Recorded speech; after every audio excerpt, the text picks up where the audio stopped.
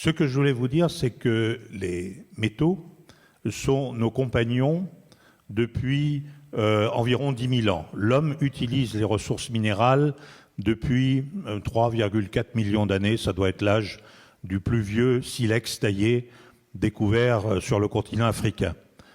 Mais entre 3 400 000 années et 10 000 ans, l'homme s'est contenté d'améliorer la taille de la pierre pour arriver à l'âge de la hache polie, qui sont des objets magnifiques, il y a environ 10 000 ans.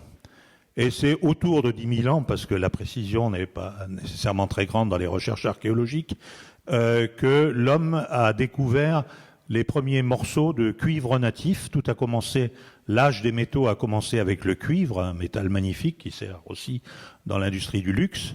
Il a commencé par utiliser du cuivre natif, c'est-à-dire du cuivre pur, qu'il a découvert dans la nature quelque part autour de la Mésopotamie, probablement dans le nord de la Syrie et de l'Irak actuel, de la Perse aussi. Ça, c'est il y a 10 000 ans.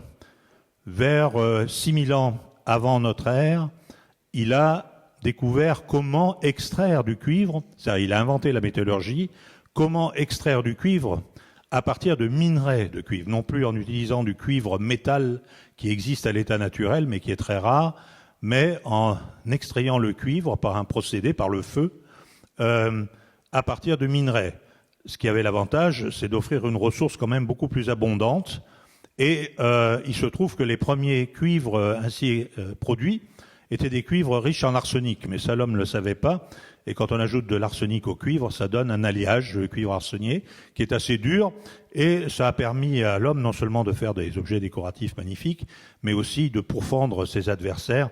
L'espèce humaine n'a pas beaucoup évolué depuis. Enfin, on est devenu plus efficace, malheureusement.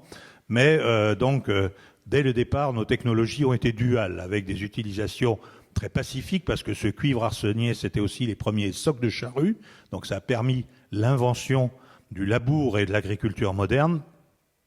Et puis aussi, bien sûr, des techniques guerrières. Une autre étape importante, ça a été la découverte de très riches mines d'argent du côté d'Athènes, à 60 km à l'est d'Athènes, à un endroit qui s'appelle l'Orion.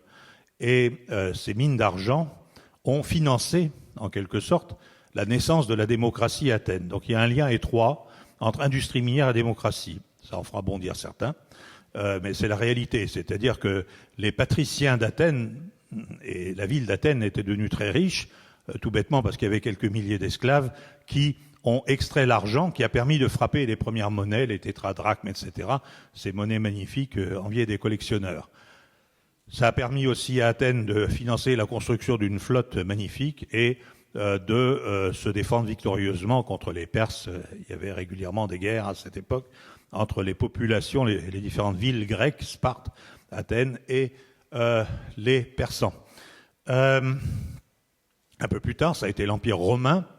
L'Empire romain où là, entre-temps, la métallurgie du fer s'est développée, celle du plomb, qui va pas mal avec celle de l'argent, et les Romains ont été des grands consommateurs de plomb. Certains historiens, certains archéologues pensent que une des raisons du déclin de l'Empire de Rome, c'est le saturnisme. Pendant longtemps, on a lu que c'était à cause des canalisations en plomb. La Rome antique avait inventé les canalisations en plomb, dans lesquelles circulait l'eau, ce qui était un grand progrès. Mais des travaux plus récents montrent que c'est probablement pas ça, mais c'est quelque chose qui a donné naissance au mot français sapidité. Sapidité, ça vient de la sapa, qui est du jus de raisin concentré, que les Romains adoraient, et qu'ils fabriquaient en condensant progressivement, en chauffant du jus de raisin dans des récipients en plomb, parce que ça donnait bon goût à ce concentré de jus de raisin. Et Pline l'Ancien a même écrit un texte en recommandant l'usage de récipients en plomb plutôt que de récipients en cuivre, ce qui aurait été moins toxique. Et ce qui a donné ce bon goût à ce concentré de raisin, c'est un sel de plomb hautement toxique, mais qui malheureusement est un peu sucré. Et il est possible, théorie, que Néron, quelques fous célèbres de l'époque romaine, étaient des victimes du saturnisme parce qu'il provoque des syndromes nerveux extrêmement graves. Ensuite, l'histoire des métaux a connu une phase de relatif sommeil. Il y a eu quelques inventions quelques découvertes de métaux, l'arsenic, l'antimoine, qui ont été isolés avant la Renaissance, mais la nouvelle grande étape de l'humanité, c'est, à mon avis, et je le partage, l'invention de la presse de Gutenberg, c'est-à-dire la capacité de transmettre le savoir de un à un grand nombre de personnes. Ça a été une étape majeure de l'histoire de l'humanité, et elle a été riche en conséquence parce qu'elle a permis petit à petit aussi la transmission du savoir scientifique. Autre étape importante, ça a été la machine à vapeur, ça c'est au XVIIIe siècle, qui a permis la mécanisation dans l'exploitation minière, puis celle de la génératrice électrique vers la fin du XIXe siècle. XIXe siècle, XVIIIe et XIXe siècle qui ont été très riches en découvertes scientifiques, physique, chimie, et aussi la découverte des grands procédés industriels pour fabriquer de l'acier, pour fabriquer de l'aluminium. Tout ça date de la seconde moitié du XIXe siècle. Vous voyez que c'est très très récent dans l'histoire d'une humanité qui s'étale sur 3 millions et quelques centaines de milliers d'années. Alors, le XXe siècle a été vraiment le début de ce que j'appellerais la technosphère.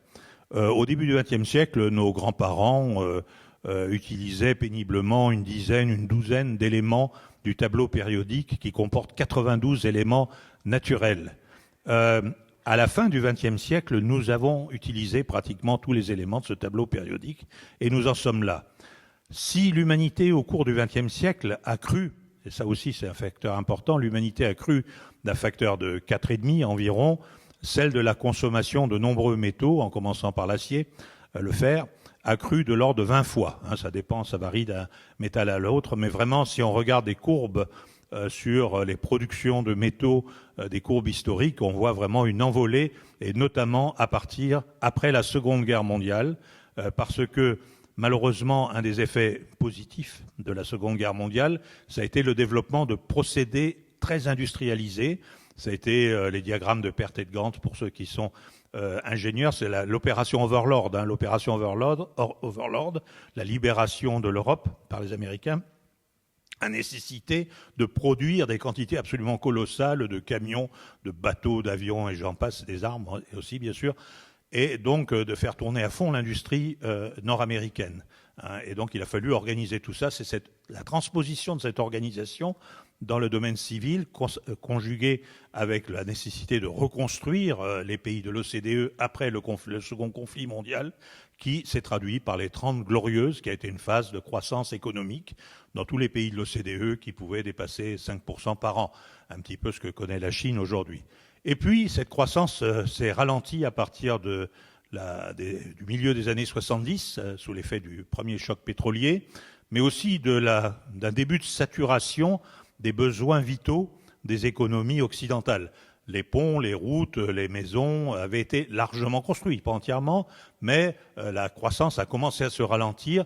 Et si je pouvais vous montrer le graphe, on verrait une inflexion de la pente de consommation des métaux vers un rythme beaucoup plus lent. Et ça a duré jusqu'en 2002, quand s'est produit une révolution, quelque chose de sans précédent dans l'histoire de l'humanité, qui a été le développement ultra rapide de la Chine.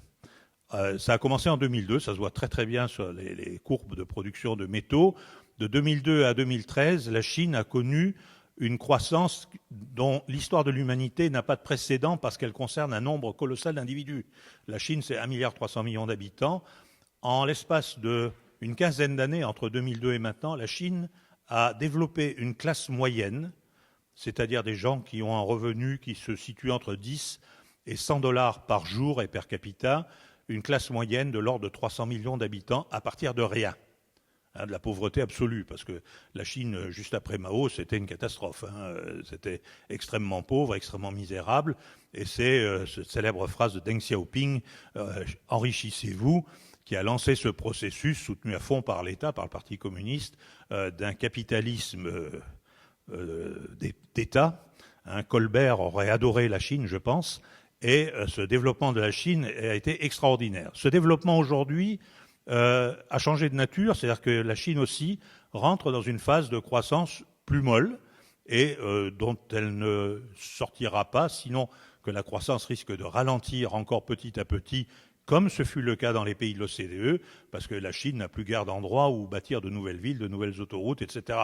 Ça va continuer, mais à un rythme beaucoup plus lent.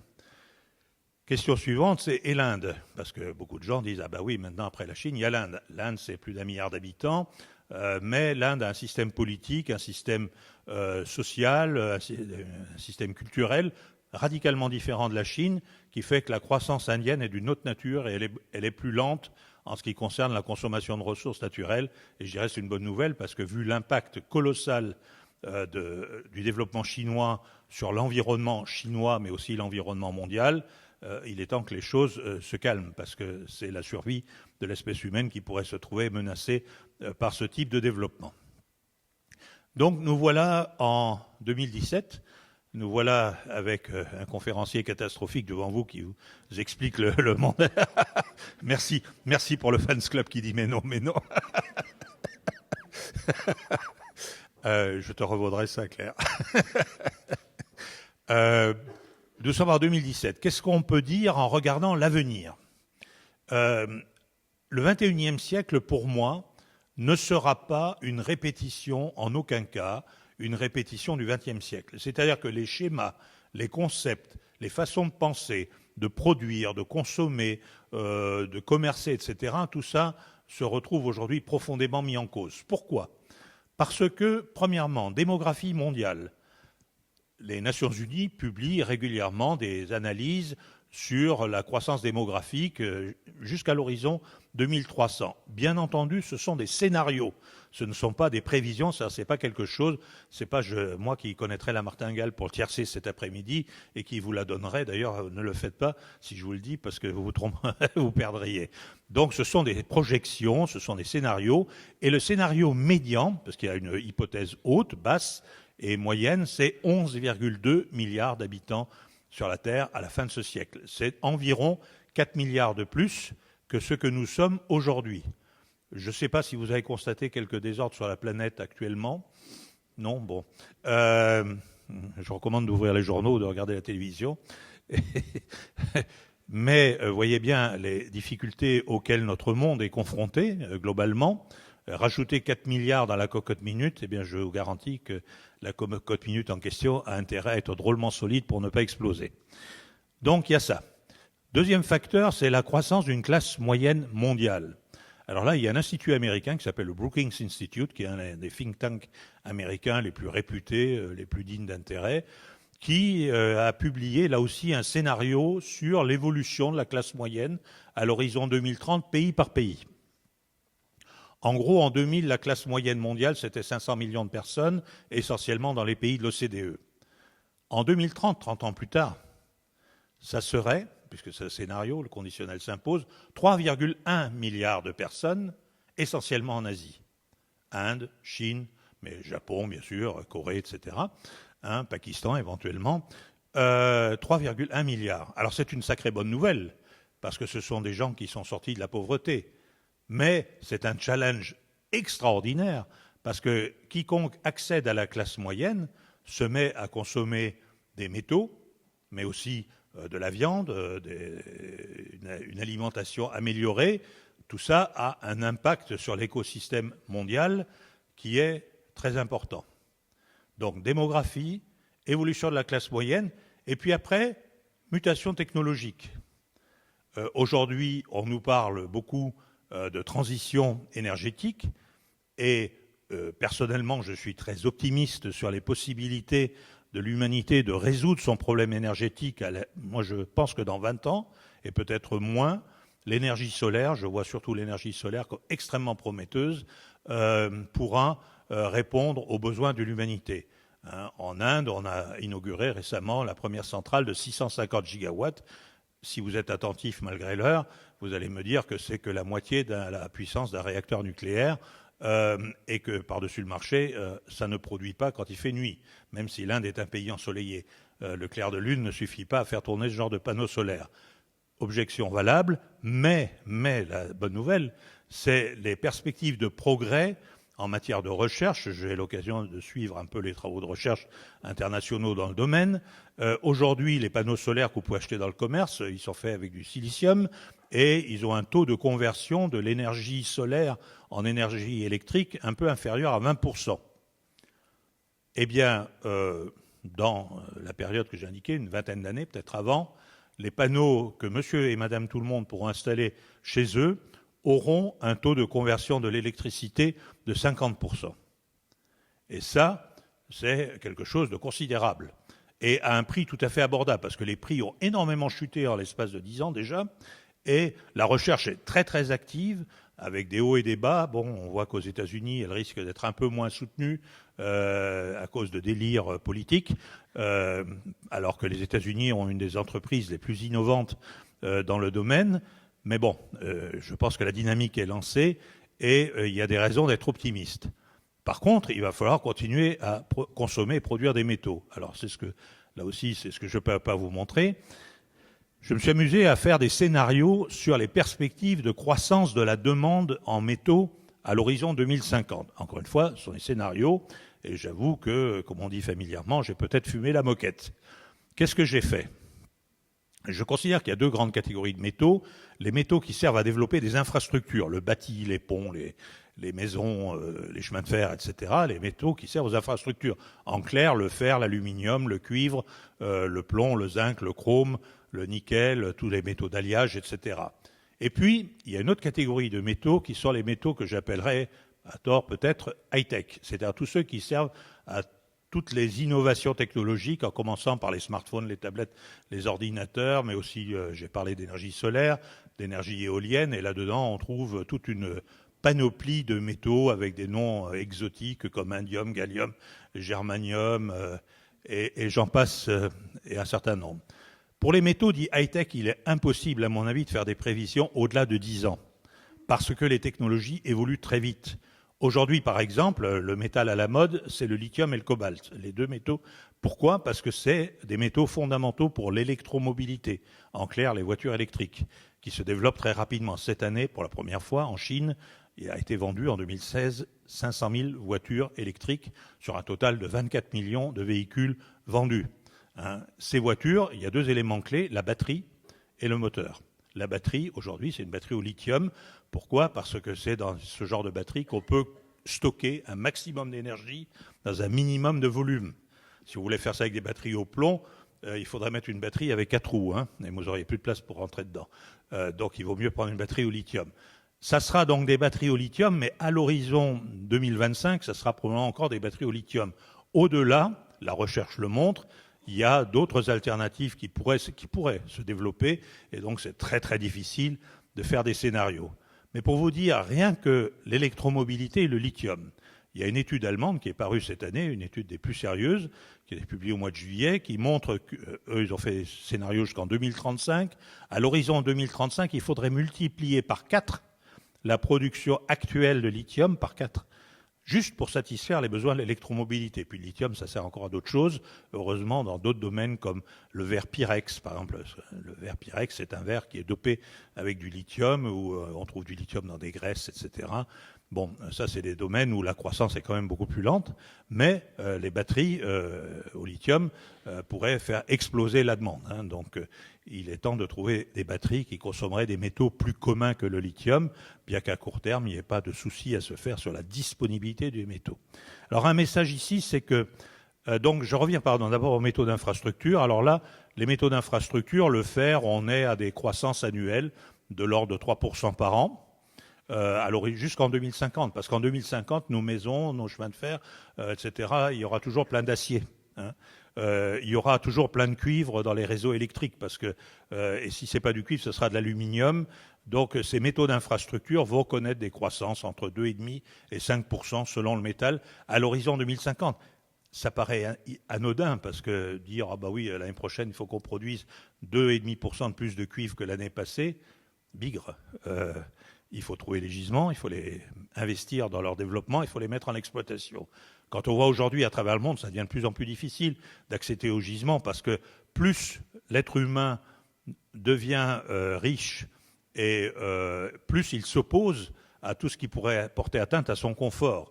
Donc en clair, nous voulons tous consommer des métaux, mais nous ne voulons surtout pas être ennuyés par la présence d'un quelconque centre de production des métaux en question. Donc ça, c'est une équation insoluble, parce que jusqu'ici, la réponse a consisté, laissons donc faire les Chinois, etc. Puis après, on pleure que nos emplois, etc., sont partis de chez nous, et on se retrouve dans une situation toujours insoluble. Donc la question, c'est si on veut consommer, il faut accepter l'acte de production. Alors on peut produire plus ou moins proprement, on peut produire avec une éthique plus ou moins grande, et c'est là que les politiques, etc., ont un rôle considérable, et elles le jouent notamment en Europe. En Europe, quand même, on a mis en place des cadres réglementaires qui permettent de travailler mieux et plus proprement qu'ailleurs. Donc il vaudrait mieux faire ça chez nous et garder nos emplois chez nous, mais c'est un point de vue purement personnel. Retenez de ça, donc, croissance qui va continuer en demande en métaux. Pour les métaux high-tech, ça peut être des croissances beaucoup plus rapides. Hein. Je citais l'exemple du lithium. C'est des enjeux de recherche, c'est des enjeux de développement, c'est des enjeux de concurrence internationale. Alors, vous allez me dire, le recyclage. Alors, l'économie circulaire, parce que certains ont trouvé la panacée à ce que je raconte en disant non, monsieur Christman, vous dites des bêtises, croissance des métaux que nenni, on va mettre en place l'économie circulaire. Alors l'économie circulaire, c'est quoi? L'économie circulaire, c'est j'ai un flux, un stock de métaux dans mon économie, dans mes smartphones, dans mes maisons, dans mes chemins de fer, et puis de temps en temps, je recycle. Alors le problème, c'est que quand je recycle des rails qui ont 100 ans d'âge, même si je recyclais tout le fer qui a été produit il y a 100 ans, entre-temps, la demande en fer a fortement augmenté. Donc le stock potentiellement recyclable, si un métal reste longtemps dans l'économie, dans sa phase d'utilisation, eh bien, le stock que j'ai potentiellement recyclable, ce n'est qu'une partie de ce dont j'ai besoin. C'est une réalité mathématique qui est très facile à démontrer avec un graphe que j'aurais aimé vous montrer. Mais voilà, donc, par contre, évidemment, quand c'est un smartphone ou un ordinateur qui a une durée de vie, mettons, de 3 ans, là, le temps de rotation est beaucoup plus rapide.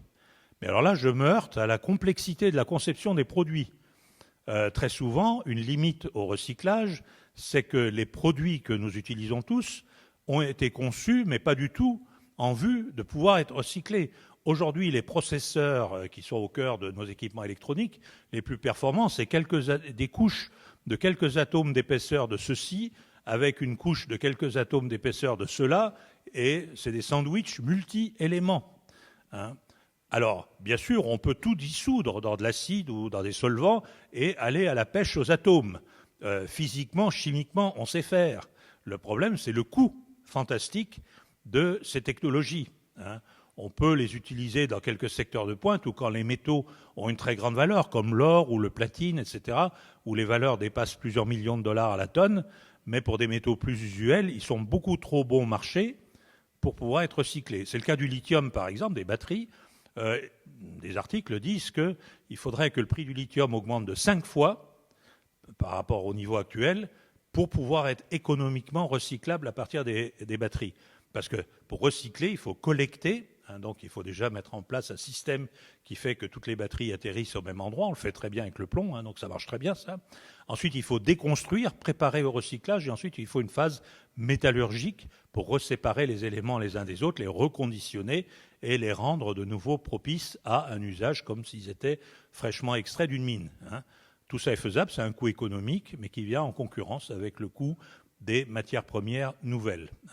Donc l'économie circulaire, c'est quelque chose vers lequel il faut progresser. Tout ce qui peut être fait pour progresser vers l'économie circulaire doit absolument être fait, mais ce n'est pas un chemin rectiligne, ce n'est pas un chemin simple, il demande énormément d'innovation, il demande aussi beaucoup de changements de comportement des individus, des choix de consommation, comportement des entreprises, il y en a des beaucoup plus vertueuses que d'autres, et bien sûr les choix politiques des gouvernements, des autorités à travers ce monde. Et vous voyez que tous les pays ont bien du mal à se mettre d'accord entre eux. Regardez ce qui se passe actuellement autour de l'accord de Paris, par exemple, sur le changement climatique, qui est quelque chose qui menace, si ce n'est pas notre survie, c'est celle de nos enfants. C'est quand même un sujet sérieux. Je crois que je vais arrêter là pour... J'ai en gros donné le cœur des messages que je souhaitais vous faire passer. Alors c'est dommage parce que vous avez raté l'aspect technicolor et VistaVision de la chose, mais vous aurez les diapositives qui viennent étayer mes propos, et je préfère prendre quelques questions si nous en avons le temps. Oui, merci.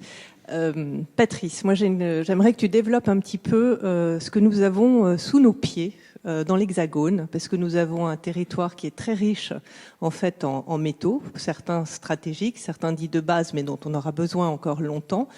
Et je pense qu'il y a une méconnaissance en fait générale de ce qui n'est plus exploité, ce qui a été exploité et ce qui n'est plus exploité. Et donc nous avons des gisements sous nos pieds. Et comme tu l'as dit, il y a une question d'acceptabilité de la réouverture d'éventuelles mines, notamment en France. Mais je pense qu'il est intéressant que tu nous fasses un petit éclairage sur les richesses que nous avons. Et je parle de l'Hexagone, sachant que nous avons la Guyane et l'or et que nous avons la Nouvelle-Calédonie avec le nickel. Et n'oublie pas la Polynésie française quand même.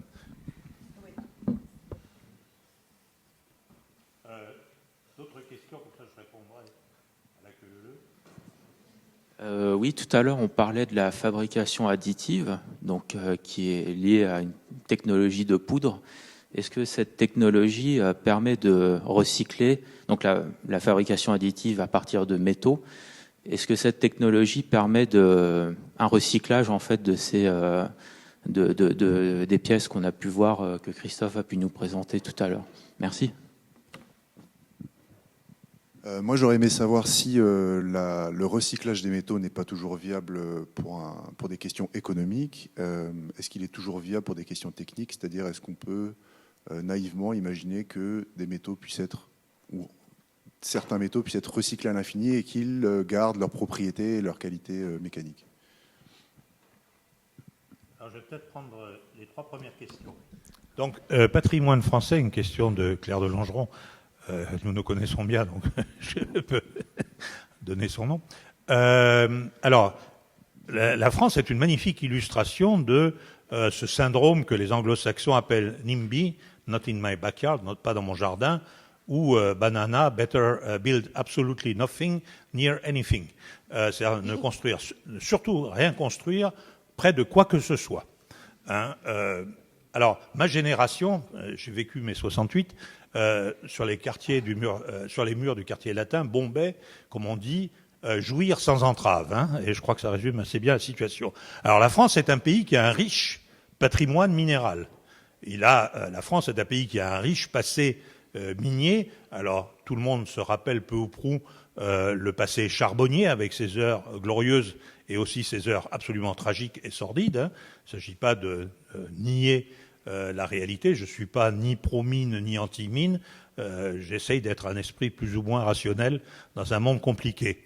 Donc, il y a eu récemment une très belle émission qui, justement, racontait ce qui a été l'épopée charbonnière de la France, y compris ses heures les plus tragiques. Mais moins de monde savent que la France a été un producteur important de métaux. Sainte-Marie-aux-Mines dans les Vosges, ça a été un endroit où on extrayait l'argent au Moyen-Âge et ça a assuré le rayonnement. Alors à l'époque, c'était pas vraiment encore la France.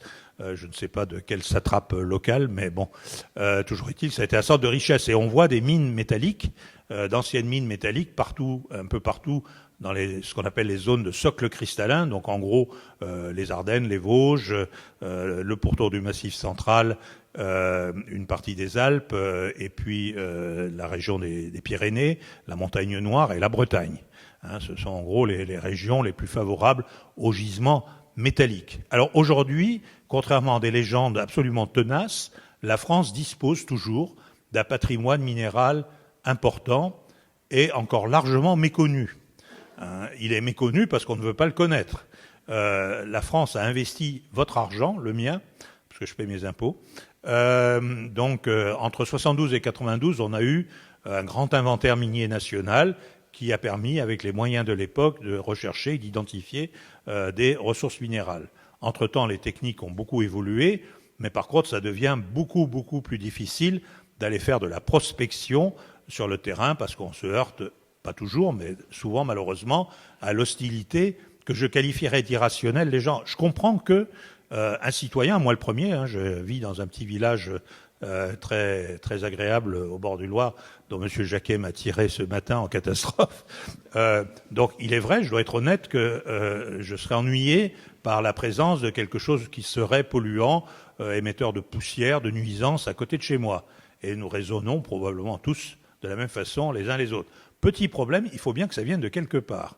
Et en France, nous avons encore des ressources considérables. La première des choses, ça serait à faire un effort d'exploration. Exploration n'est pas exploitation. Il y a tout un processus, avec notamment des audits environnementaux, etc., imposés par les États avant d'accorder un permis d'exploiter. Mais c'est déjà de vérifier ce qu'on a, le chiffrer, l'évaluer proprement, afin d'attirer des investisseurs auxquels, après, on peut imposer des règles du jeu pour travailler de façon rationnelle, propre, ce qui n'exclut jamais un accident, un risque. Le zéro risque, dans le développement humain, ça n'existe pas. Je ne suis pas là pour vous raconter les fariboles. Voilà. Donc, pour le patrimoine minier français, on a encore de grandes richesses, mais faut-il créer les conditions et l'acceptabilité par mes compatriotes de ce genre d'industrie. À défaut, il ne faudra pas pleurer que nos enfants feront gardiens de musée, les musées français qui seront tous propriétés de Qataris et de je ne sais qui, et qui seront visités par des touristes chinois. Je ne sais pas si c'est ça le destin collectif que nous souhaitons choisir. Il faudrait que nous soyons collectivement clairs sur ce sujet. Et ce n'est pas parce qu'on est dans une époque électorale que je dis ça. Fabrication additive. Fabrication additive permet-elle le recyclage? Alors, la fabrication additive, c'est-à-dire vous imprimez des objets. C'est une révolution, une de plus, dans la façon dont nous produisons des biens. On dépose des poudres, dixième de millimètre ou centième de millimètre par centième de millimètre, et à l'aide d'un ordinateur qui pilote un rayon laser, on va cuire en quelque sorte la poudre là où il le faut pour transformer cette poudre en métal, ou en alliage. C'est une révolution considérable puisqu'aujourd'hui, par exemple, les injecteurs de kérosène dans certains avions, les plus récents, sont fabriqués par cette technologie. C'est-à-dire, autrefois, on partait d'un bloc de métal et en quelque sorte, on ciselait, on sculptait le métal pour en faire la pièce, et donc ça avait des chutes, beaucoup de chutes de copeaux, etc., qu'on recyclait, bien entendu. Aujourd'hui, on va transformer cette poudre en métal précisément là où on en a besoin, couche par couche. Ça a comme conséquence quoi? C'est que la poudre qui n'a pas été touchée par le rayon laser, elle est directement réutilisable. Donc on a une beaucoup plus grande efficience en termes d'utilisation des ressources. Parce que ce qui n'a pas été utilisé est directement réutilisable. On remet la poudre dans l'appareil pour faire une nouvelle pièce et ainsi de suite. Au niveau du recyclage, ça n'a pas une incidence recyclage en fin de vie. Il faut, un mot sur le recyclage, il faut distinguer recyclage en cours de fabrication, les chutes de fabrication, on parle de recyclage primaire, et puis le recyclage des produits en fin de vie. Votre smartphone, le mien, qu'on peut éventuellement désosser pour récupérer ce qu'il y a dedans. Ça, c'est du recyclage en fin de vie, on parle de recyclage secondaire. Les pièces qui ont été fabriquées par procédés additifs peuvent être recyclables ou pas. Ça dépend de la complexité de l'assemblage. S'il y a des assemblages extrêmement complexes de matériaux hétérogènes, ça va être très difficile et il faudra tout dissoudre et aller à la pêche aux atomes, ce que je disais tout à l'heure. Technologiquement, c'est possible. On fait ça, par exemple, à Marcoule, au centre de recherche Atalante, du commissariat à l'énergie atomique, mais sur des questions de déchets radioactifs, où il y a d'énormes enjeux en termes de sûreté, etc. C'est par contre économiquement, aujourd'hui, beaucoup plus difficile à financer pour des métaux courants et des applications courantes. Donc pas d'impact j'ai la meilleure efficience de l'usage des ressources avec l'impression 3D, mais pas d'impact sur les questions de recyclage en fin de vie. Si la pièce est monolithique en titane, par exemple, ça existe dans l'aéronautique, fabriquée par production additive, on peut recycler ça, c'est du titane. Ça, c'est facile à recycler. Et Aubert et Duval, qui est un de nos champions industriels, groupe Eramet en France, fait ça très très bien.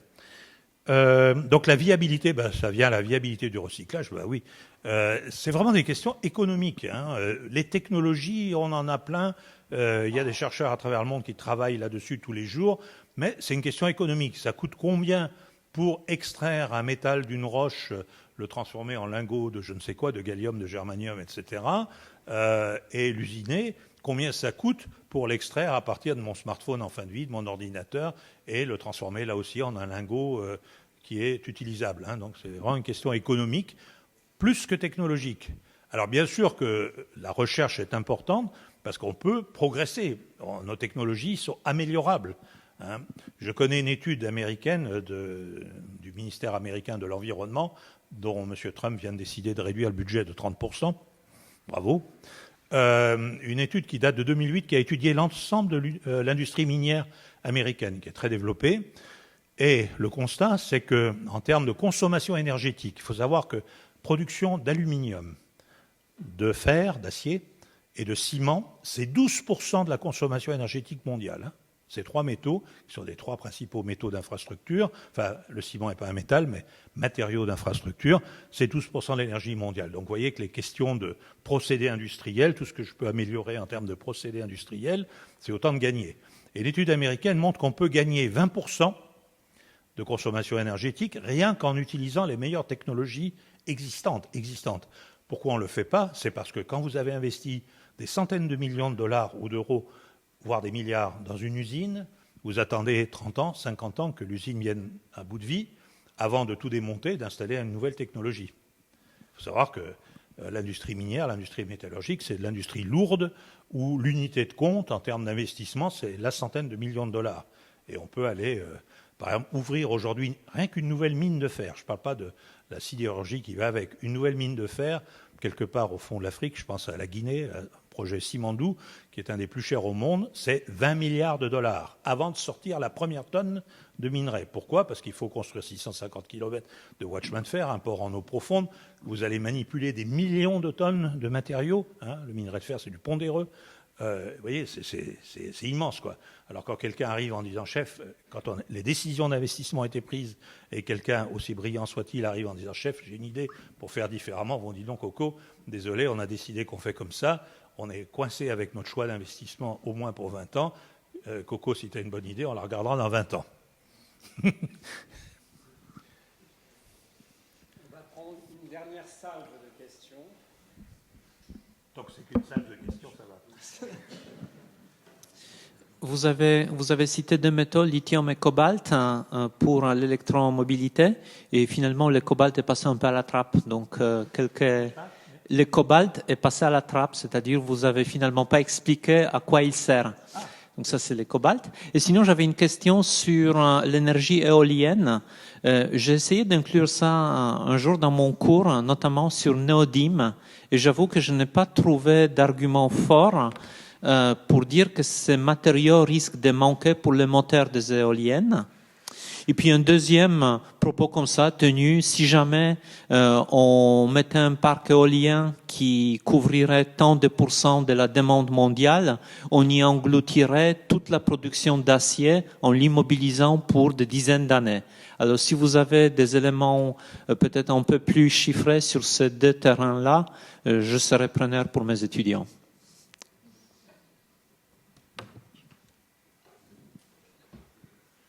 Bonjour. Je me demandais s'il y avait il y a une charte qui existe pour l'extraction de l'or, pour savoir si les conditions des gens qui extraient la matière sont bonnes.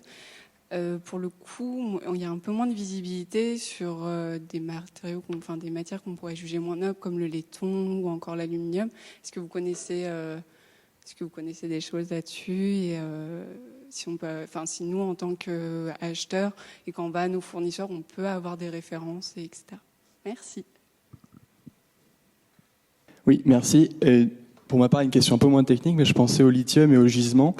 Récemment, j'ai voyagé en Amérique latine. Je suis passé parmi les plus grandes mines de cuivre dans le désert de San Pedro Atacama. Puis un peu au-dessus, à droite, j'ai traversé Serra de Uyuni avec, soi-disant, les plus gros barils de lithium au monde.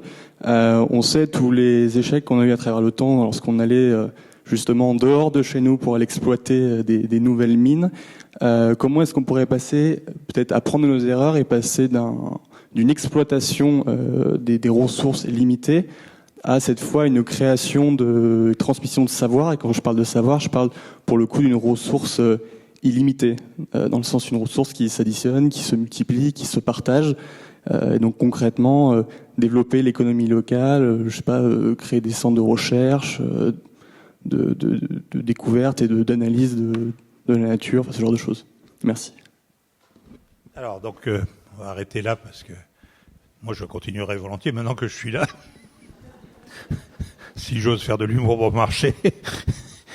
Donc, le cobalt, oui, alors j'en ai parlé très rapidement. Le cobalt dans la batterie au lithium, dans toute batterie, vous avez une cathode, le pôle positif, le plus, le rouge.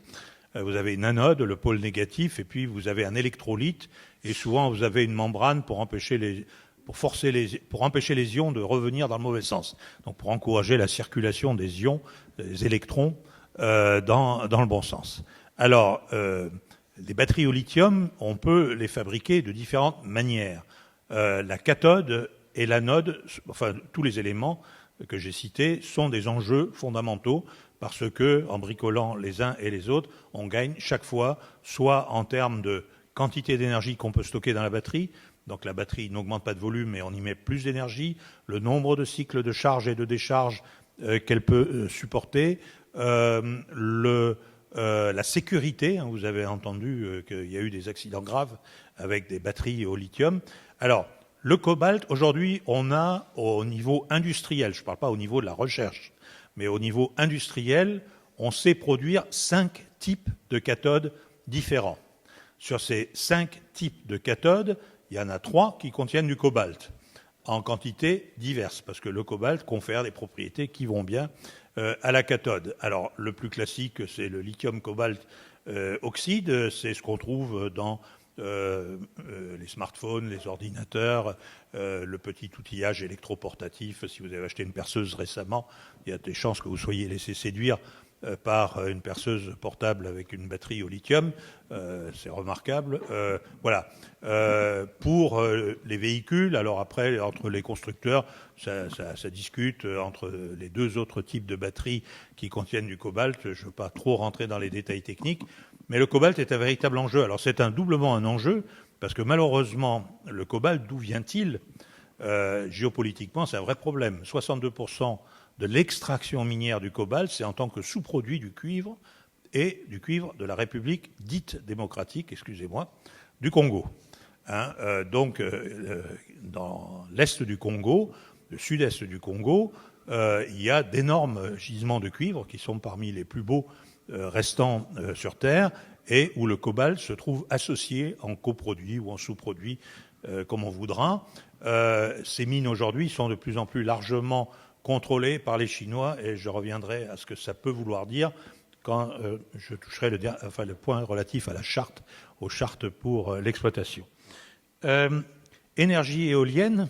Alors, l'énergie, là aussi, les éoliennes, on peut les construire de différentes manières. En simplifiant à l'extrême, il y a 2 grandes catégories.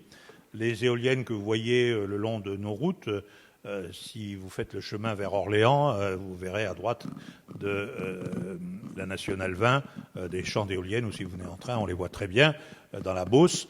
Ces éoliennes-là, ce sont des éoliennes où vous avez une pale qui entraîne un arbre, et la pale ne peut pas tourner à plus de 30-40 tours minute. C'est-à-dire si le vent monte au-delà de 80 km à l'heure, il y a un frein pour bloquer l'éolienne, elle se met en rideau pour éviter des dégâts mécaniques. Alors, le bémol avec ces éoliennes, c'est que derrière, il y a une génératrice électrique. Cette génératrice électrique est une génératrice classique avec bobinage du rotor et du stator en cuivre. Donc, ça marche très bien, mais le problème, la génératrice, c'est qu'elle doit tourner à 1500 tours minute. Or, j'ai dit que l'arbre, lui, ne tournait qu'à 20-30 tours minute maximum. Ah, comment on fait ? C'est très simple, on met un démultiplicateur mécanique, une boîte de vitesse si vous voulez. Ce démultiplicateur mécanique est une source de fragilité. Donc certains disent que le temps moyen entre pannes est de l'ordre de 1500 heures. Donc peu importe le bon chiffre, ça demande un entretien important. Et c'est une source de fragilité. Mais sinon, la technologie fonctionne. Aujourd'hui, on sait produire des éoliennes qui ont de l'ordre de 6 mégawatts de puissance unitaire avec ce genre de mécanisme. Et on peut envisager, avec un saut technologique qui n'est pas encore bien maîtrisé, la supraconductivité, on peut imaginer d'aller à plus de 10 mégawatts par éolienne. Mais ça serait aussi une nouvelle technologie, la supraconductivité. C'est différent de ce que je viens d'expliquer. Alors, dans ce qui existe, il y a une autre façon de faire. Vous avez toujours les pales, vous avez toujours l'arbre qui tourne à 20-30 tours minute, mais on peut faire un générateur électrique de très bonne qualité qui, lui, fonctionne à 20-30 tours minute. Et l'astuce, c'est de coller sur l'arbre des aimants permanents néodyme fer-bore, le néodyme étant une terre rare, et de faire tourner ces aimants permanents dans un stator, la partie fixe de la génératrice, qui lui-même est aussi fait avec des aimants permanents néodyme fer-bore. Et moyennant quoi, vous n'avez plus besoin de boîte de vitesse. Alors cette solution-là est plus chère à l'investissement, mais elle est nettement plus économique en termes de coût de maintenance. Et évidemment, elle est très séduisante pour l'installation d'éoliennes offshore, parce que imaginez que vous installez des éoliennes au large d'Ouessant, et que, manque de chance, le truc tombe en panne le jour où il y a un force 8 au large d'Ouessant, vous êtes le maire de je ne sais où, vous avez vos électeurs qui hurlent, que fait le gouvernement ou la municipalité, hein, et puis vous ne pouvez pas envoyer l'hélico parce que voilà, les conditions météo ne le permettent pas. Alors ça, avec les aimants permanents, la tranquillité des élus locaux et du préfet est mieux garantie. Petit bémol, c'est que 90%, voire plus, de la production de terres rares vient de Chine, et que dans un contexte de géopolitique internationale, mais c'est vrai pour pas mal de matières premières, elle pourrait dire, écoutez, vous parlez du Tibet ou des îles exotiques en mer de Chine, etc., ou de la Corée du Nord, ou de Taïwan, les sujets ne manquent pas ces jours-ci, moi je vais vous parler de votre approvisionnement en terres rares, etc., dans le style, ne t'énerve pas, je t'explique. Et on l'a déjà vu en 2011. Donc, voilà, les relations internationales, c'est ça aussi.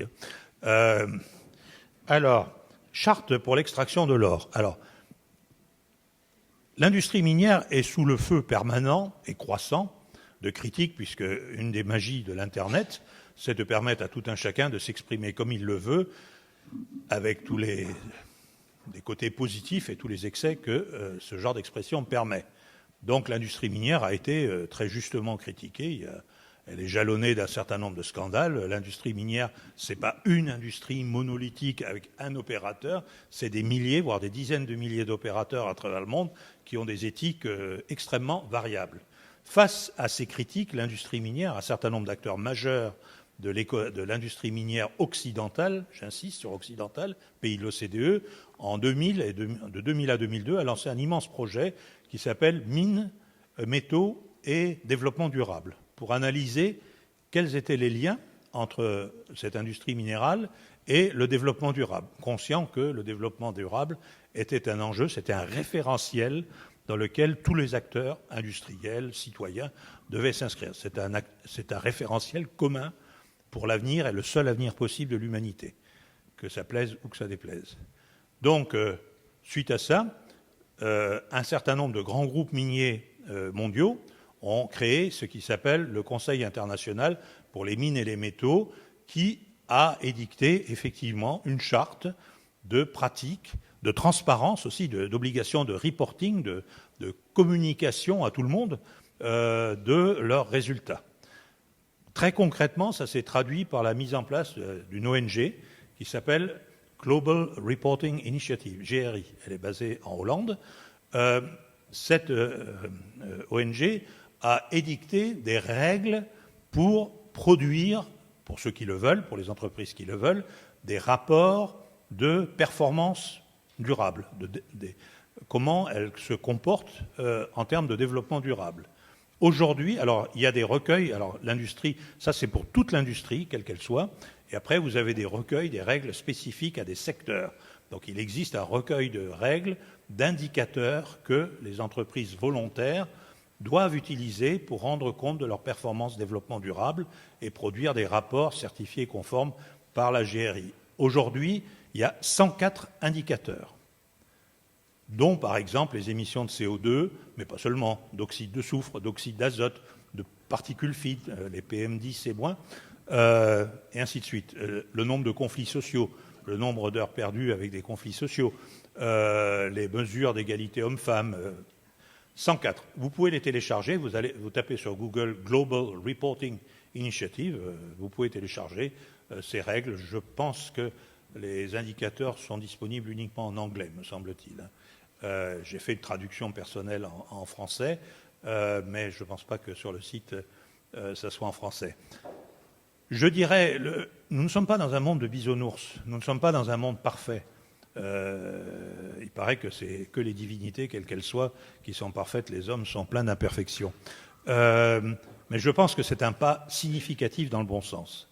Ce que je déplore, j'ai regardé, alors j'ai fait ce pointage pour 2013, j'ai trouvé que 163 entreprises minières et métallurgiques avaient produit un tel rapport en 2013. Ça représente, par exemple, plus de 50% de la production mondiale de cuivre. Vous voyez que l'impact n'est pas négligeable. Ça veut dire qu'il y a quand même plus de la moitié de la production mondiale de ce métal qui vient d'acteurs quand même plus vertueux que d'autres. Je suis désolé. Malheureusement, sur ces 163 acteurs, il n'y en a aucun qui était chinois. Donc il y a un problème de transparence, de gouvernance, etc. Et je souhaite ardemment, j'ai émis ces propos dans bien d'autres endroits, que la Chine, dans les années qui viennent, soit aidée, accompagnée pour rentrer dans ce concert de bonnes pratiques. C'est un enjeu de survie, y compris pour la Chine elle-même, y compris pour le régime chinois. Elle l'a d'ailleurs compris. Je pense qu'elle affiche assez clairement ses intentions assez velléitaires en termes d'amélioration environnementale. Je parlais par exemple de l'électromobilité tout à l'heure. Donc il faut savoir d'où vient la Chine, il faut savoir le temps que nous avons mis, nous, à nous construire. Souvent, nous sommes des êtres vivants, nous raisonnons en termes d'actuel. Nous voyons le monde tel qu'il est là aujourd'hui, mais il y a une longue histoire. Notre histoire, elle est longue. Celle de la Chine, en fin de compte, elle a 30 ans. Voilà, c'est fini. Ah oui, si, transmission, si, alors j'ai 2 minutes. Après, il y a une trappe qui s'ouvre et je disparais. À votre grand soulagement.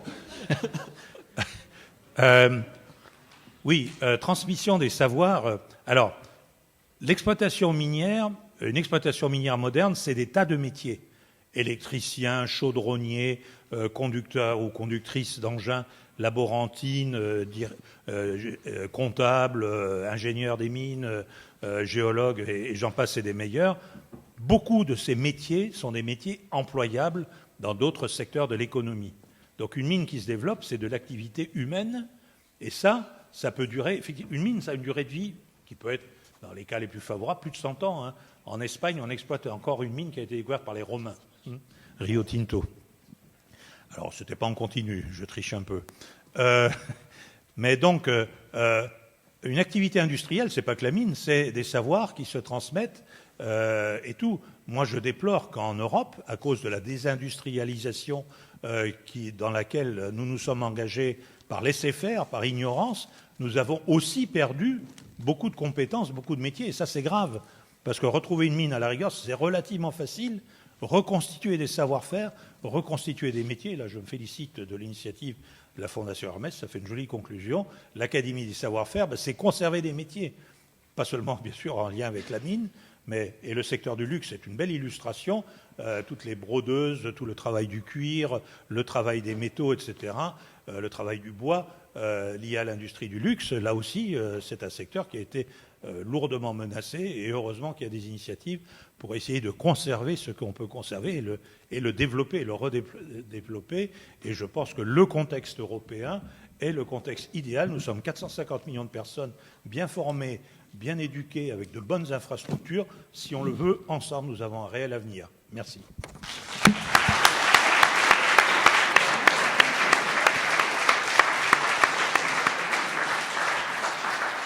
Merci beaucoup, Monsieur Christman. Vous avez bien fait de venir ce matin.